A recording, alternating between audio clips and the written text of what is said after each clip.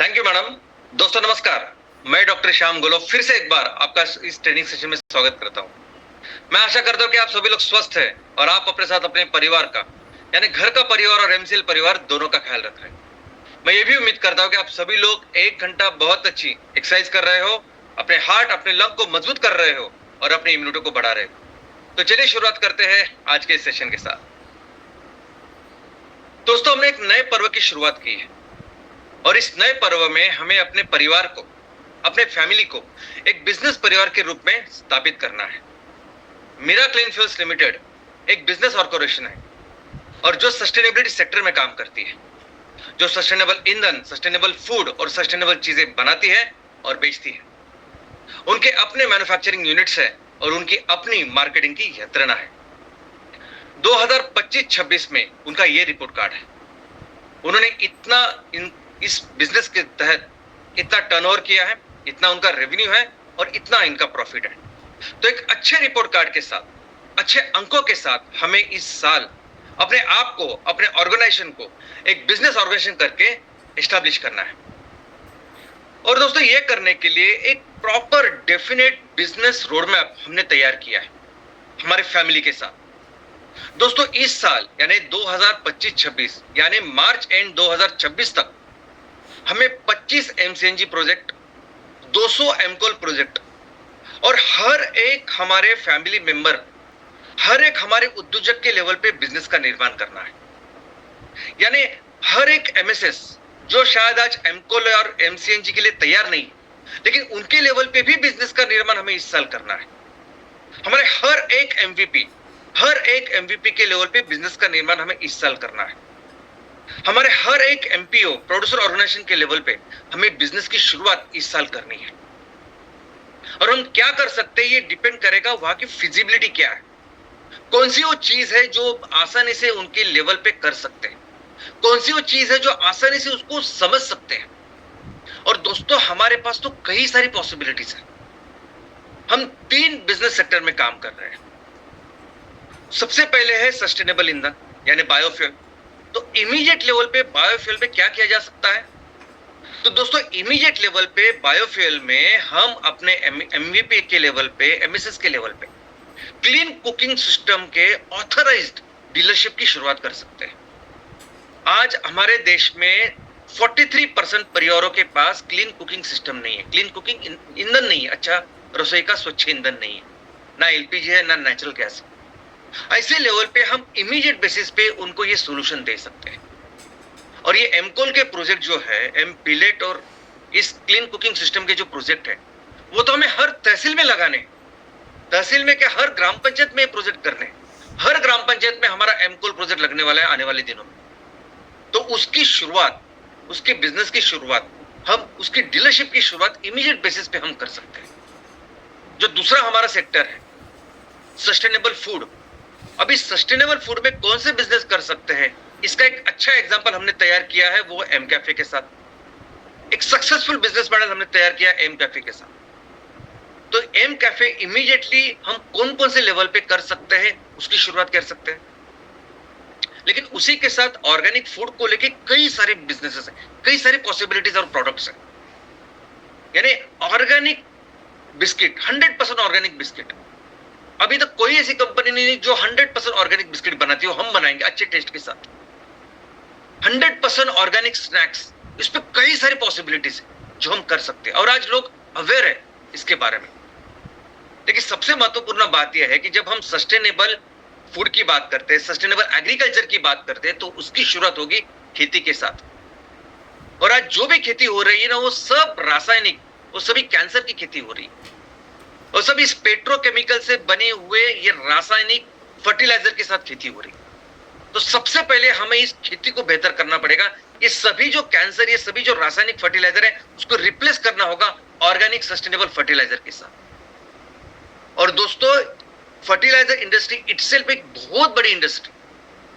Organic fertiliser एक ऐसा product है, एक ऐसा बिजनेस है जो इमीडिएट लेवल पे, हर एक एमवीपी के लेवल पे, हर एक एमपीओ के लेवल पे, हर एक एमएसएस के लेवल पे इमीडिएटली उसका बिजनेस किया जा सकता है, जो हम करेंगे।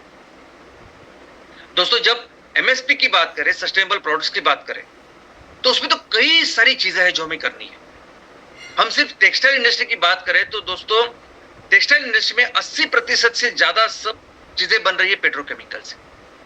हम हमारे महिलाओं द्वारा कॉटेज इंडस्ट्री में, छोटे छोटे स्मॉल स्केल इंडस्ट्री में कई सारे प्रोडक्ट्स बना सकते हैं। और सिर्फ इतना ही नहीं, घरेलू अगर हम चीजें देखें, घरेलू अगर हम कॉस्मेटिक्स देखें, साबुन से लेके शैम्पू से लेके कई सारी चीजें जो पेट्रोकेमिकल से बन रही है, और जरूरत है इसको रिप्लेस करने की, जरूरत है आयुर्वेदा बेस्ड ऑर्गेनिक अच्छे प्रोडक्ट ग्राहकों को देने की, तो कई सारे प्रोडक्ट्स का निर्माण कर सकते हैं। फर्नीचर इंडस्ट्री में भी पेट्रोकेमिकल है, प्लास्टिक है, कई सारी चीजें हम तैयार कर सकते हैं। तो अनगिनत पॉसिबिलिटीज है एमएसपी के तहत। और दोस्तों हम हर एक हमारे मेंबर के लेवल पे इस बिजनेस की शुरुआत करेंगे। हमेशा एमसीएल को लेके हमारे परिवार में एक सवाल उठ सकता है, या एक सवाल आपके मन में भी आ सकता है कि मेरा बिजनेस कब लगेगा, क्या होगा मेरे बिजनेस का रोड मैप, क्या होगा मेरा भविष्य एमसीएल में। तो एक चीज आज मैं यहां बहुत ही स्पष्ट करना चाहता हूं कि इस साल सन 2025 में हर एक उद्योजक के लेवल पे हम बिजनेस की शुरुआत करेंगे, कोई एक्सेप्शन नहीं। अगर पूरे राज्य में आप अकेले तहसील में एमएसएस हो, फिर भी हम आपके लेवल पे बिजनेस की शुरुआत करेंगे। आप सिर्फ एमएसएस हो, एमवीपी की कोई टीम नहीं है आपके पास, फिर भी हम बिजनेस की शुरुआत करेंगे। थोड़ी छोटी सी टीम है, कोई भी एमवीपी हो, हर एक एमवीपी के लेवल पे हम बिजनेस की शुरुआत करेंगे। और सिर्फ इतना ही नहीं है, हर एक प्रोड्यूसर ऑर्गेनाइजेशन जब 500 से लेके 1000, 2000, 5000, 15000 तक सभासद, कई सारे बिजनेस किए जा सकते हैं। अगर दूध की इंडस्ट्री भी अगर हम देखें, डेयरी इंडस्ट्री देखें, तो हर एक एमपीओ के लेवल पे डेयरी की इंडस्ट्री की इमीडिएटली शुरुआत कर सकते हैं। हर एक एमपीओ के लेवल पे इमीडिएटली ऑर्गेनिक फर्टिलाइजर की शुरुआत कर सकते हैं। एक बात तय है कि इस साल जो भी लोग आज हमारे साथ खड़े हैं, जो भी हमारी फैमिली है, जो हमारा परिवार है, हर एक सदस्य के लेवल पे इस साल हम बिजनेस की शुरुआत करेंगे और अपने आप को बिजनेस कॉर्पोरेट करके एस्टैब्लिश करेंगे। लेकिन सबसे महत्वपूर्ण इशू आज जो हमारे फैमिली में, आज हमारे घर में जो चल रहा है, वो है फंडिंग के बारे में। ठीक है, आपने बिजनेस रोड मैप बनाया, आपने सब लक्ष्य तय किया, लेकिन फंडिंग के बारे में क्या? फंडिंग का क्या स्टेटस है, फंडिंग का क्या अपडेट है? तो दोस्तों मैं आपको एक बात बहुत अच्छी तरीके से बताना चाहता हूं, और वो है कि सबके लिए जो फंडिंग चाहिए ना, उसका बहुत अच्छी तरीके से इंतजाम, व्यवस्था हमने की है। अभी जो हमें फंडिंग चाहिए ना, वो बेसिकली दो चीजों के लिए चाहिए। हमें फंडिंग चाहिए हमारे इस बिजनेस रोड मैप के लिए, और हमें फंडिंग चाहिए हमारी जो लायबिलिटीज, रिफंड, रिपेमेंट्स, उसके लिए। और जो फंडिंग हमें बिजनेस के लिए चाहिए वो बहुत बड़े स्केल में है। कंपेयर टू दैट जो हमें अभी लायबिलिटीज के लिए फंडिंग चाहिए वो लिमिटेड है, लेकिन इन सबकी व्यवस्था हमने की है। इस साल जो भी बिजनेसेस करने हैं, ये सभी लायबिलिटीज की व्यवस्था हमने की है, और इसकी शुरुआत भी की है ना इस हफ्ते। इस फंडिंग का एक छोटा सा पार्ट, एक छोटी सी शुरुआत हमने इस पूरे सिस्टम को टेस्टिंग और वेरिफिकेशन करने के लिए इसकी शुरुआत की। क्या ये आप इस फंडिंग के साथ इसका सही इस्तेमाल कर रहे हैं? क्या ये आप इस फंडिंग के साथ सही प्रोजेक्ट एग्जीक्यूशन के लिए इसका इस्तेमाल कर रहे हैं? क्या आपकी अकाउंटिंग, ऑडिटिंग सही है? क्या आप रिपोर्टिंग सही करते हो? क्या आपका यूटिलाइजेशन प्लान जो आपने दिया उसकी तरह वैसे ही काम कर रहे हो? इन सब के लिए इस हफ्ते एक छोटी सी फंडिंग की शुरुआत हुई, और उसी के तहत हमने हमारे एक तहसील में, राजस्थान के लाडून में प्लांट एंड मशीनरी भेजी। तो अभी ये होने के बाद जो अगला ट्रांच जो आएगा, अगली किस्त जो आएगी, जो अगले हफ्ते आएगी, दोस्तों इस किस्त की जो साइज है ना, वो देख के ही आपको पता चलेगा, समझेगा कि कितनी अच्छी तरीके से हमने फंडिंग की व्यवस्था की। आज जो भी इशू हमारे घर में, हमारे फैमिली में चल रहा है, वो सबसे ज्यादा इशू इसलिए चल रही है रिफंड, लायबिलिटीज के बारे में।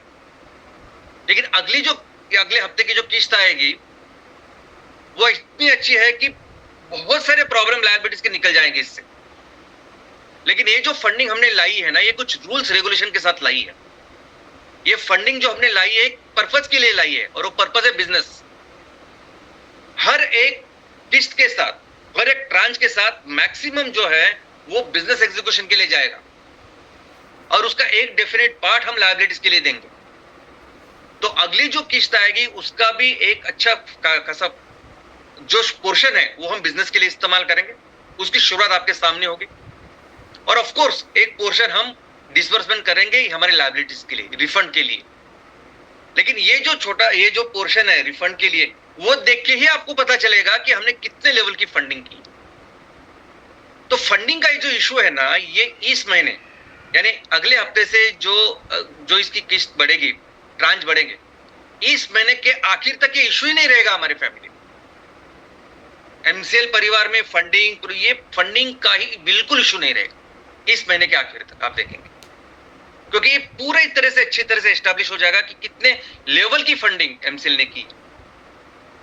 और हमें सिर्फ एक ही फोकस करना होगा इसके आगे, बिजनेस करना है, हमारा रोड मैप पूरा करना है और अपने आप को एक बिजनेस ऑर्गेनाइजेशन करके एस्टैब्लिश करना है। दोस्तों, आप सभी को विश्व पर्यावरण दिन की बहुत सारी शुभकामनाएं। कल 5 जून था, कल विश्व पर्यावरण दिन था। 5 जून ये पूरी दुनिया भर में हर एक देश में एक विश्व पर्यावरण दिन करके मनाया जाता है। बेसिकली एक प्लेटफॉर्म है, इस प्लेटफॉर्म में आके हर देश, हर संस्था, सभी लोग पर्यावरण के लिए काम करते हैं, पर्यावरण को बचाने के लिए, पर्यावरण का संवर्धन करने के लिए काम करते हैं। 1973 में इस विश्व पर्यावरण दिन की शुरुआत हुई और तब से लेके अब तक हर साल 5 जून को विश्व पर्यावरण दिन मनाया जाता है। हर साल इसका एक विषय होता है, इसकी थीम होती है। उस समय पे पर्यावरण के लिए सबसे महत्वपूर्ण क्या है, वो होता है उसका विषय। जैसे 1973 में जब इसकी शुरुआत हुई तब विषय था ओनली वन अर्थ, सिर्फ एक पृथ्वी। और आज जब हम 2025 में हैं तो सबसे महत्वपूर्ण विषय जो पर्यावरण के लिए बन चुका है वो है प्लास्टिक पोल्यूशन। और इसीलिए इस साल का विश्व पर्यावरण दिन का जो संदेश है, जो थीम है, जो विषय है, वो है एंडिंग प्लास्टिक पोल्यूशन। दोस्तों, इसके पहले 2024 में जो विषय था वो था लैंड के बारे में।